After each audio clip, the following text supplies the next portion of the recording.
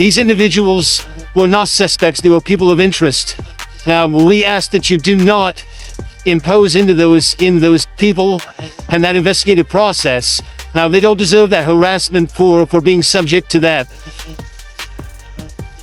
I'd like to thank all the investigators that are involved in this. They have worked around the clock, all day yesterday, through the night last night. Investigators from the State Bureau of Investigations, from county, from city agencies, the university, our federal partners with the FBI, the ATF, and many others. So those are just a few of the people that we have involved in this. So I'd like to thank all of them for their strong work. Through all that work last night, we were able to make a few breakthroughs. We were able to track the movements of the shooter. Starting at 11:52 a.m., the subject arrived on campus. Shortly away from campus, we have tracked his movements onto the campus, through the stairwells, up to the roof, across the roof to a shooting location. After the shooting, we were able to track his movements as he moved to the other side of the building, jumped off of the building, and fled off of the campus and into a neighborhood. Our investigators have worked through those neighborhoods, contacting anybody they can with doorbell cameras, witnesses, and have thoroughly worked through those communities, trying to identify any leads. We do have good video footage of this individual. We are not going to release that at this time. We are working through some technologies and some ways to identify this individual. If we are unsuccessful, we will reach out to you as the media, and we will push that publicly to help us identify them. But we are confident in our abilities right now, and we would like to move forward in a manner that keeps everyone safe and moves this process appropriately. Last night I communicated with Erica. The family's devastated. As a commissioner of public safety, as a father, as a husband, I can only imagine what that family's going through. The heinous event that happened yesterday is not Utah. This is not what we're known for. Over the past several weeks, we've seen this state come together to help families in mourning, come together as a community to show what Utah is known for a state of character, of service, of camaraderie, of a neighboring feel. We will not stand for what happened yesterday. We are exhausting every lead. We have every officer invested in this, every investigator, every local agency. The outpouring of support from the law enforcement community has been astounding. Now, we are investing everything we have into this, and we will catch this individual. Having walked through the crime scene, through the hallways of this school, through the classrooms, I can imagine what the people on scene felt as well. A horrific event where some of them barricaded in classrooms, some of them ran in fear. Can't overstate the tragedy and the horrific event that yesterday was, and how we will work to bring to justice the actions of one individual or any other individuals that assisted in that. Our state has gone through a lot, and we will come out successful. With that, I'll turn the time over to Special Agent Bowles of charge. My name is Robert Bowles, and I am the Special Agent in charge of the Salt Lake Field Office. Following yesterday's tragic shooting of Charlie Kirk, FBI agents have been working around the clock in coordination with our law enforcement partners.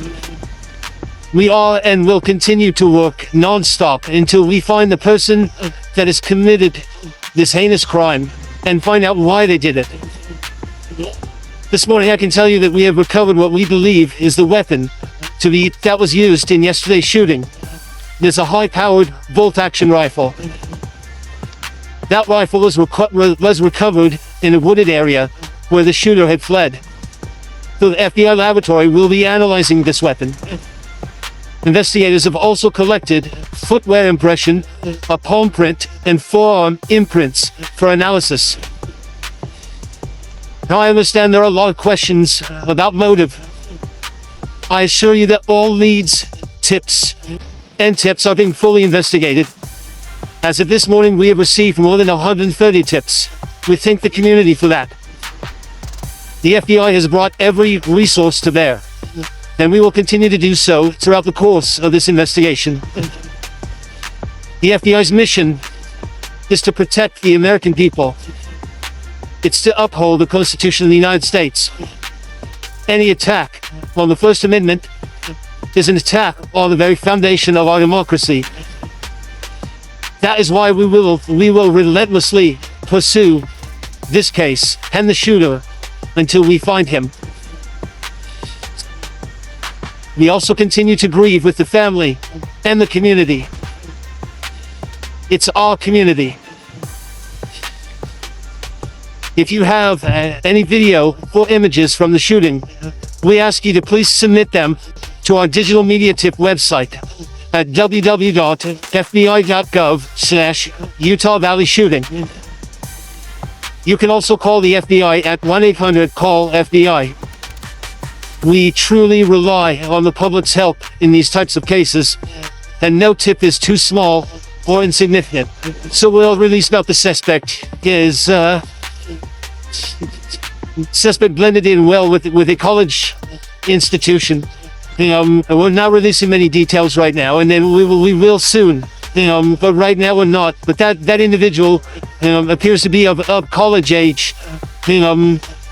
We are confident in our abilities to track that individual. If we're unsuccessful in identifying them immediately, we will reach out for the public's help and the media's help in pushing those photos. That was a new development overnight, working through the night and studying those cameras. So that's something that's new and that we're working through right now.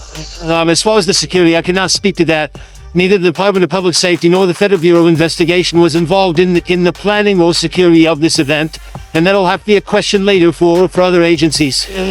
So that's a good question, and it's a question that goes to the safety of the community, right? No, not in those woods. We've walked through those woods and secured it. As to the community, I can tell you that this was a targeted event. We don't believe that the community is at risk. However, we are exhausting every resource to find him, and we will go with him. So I can't comment specifically on his face or any details such as that, as it's continuing to be a part of the investigation, and again, we'll release that shortly. However, we're doing everything we can to find him, and we're not sure how far he has gone yet. But we will do our best. The clear image of his face. We have images of the suspect. So the person that we're looking for. As part of the investigation, we're not releasing any details of staff right now. We are exhausting all of our resources to be able to collect those.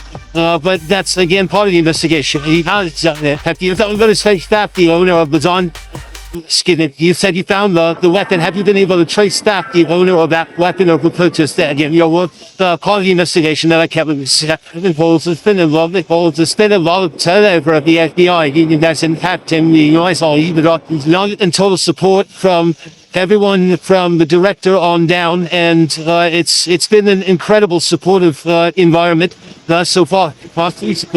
Our tweets like one yesterday, useful there, where we announced that the suspect. And so all I can say is that we'll work on the investigation the best we have with the environment we're getting. So thank you.